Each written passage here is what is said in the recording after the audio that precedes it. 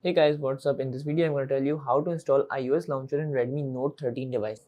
So firstly guys, you have to go to Play Store and here search for iOS 18. Okay, so this one is a launcher by the way.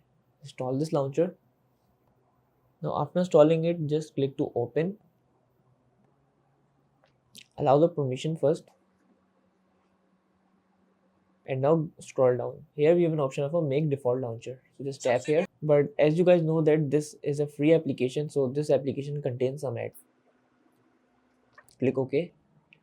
And here we have a lot of launchers, so just tap on the launcher iOS 18, click OK, got it, and that is it. So as you guys see, the theme and the launcher is now completely changed as iOS.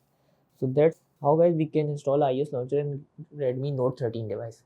That's it guys about the video. If this video helped you, kindly like the video and follow us for more tips and tricks. See you guys in next video. Take care.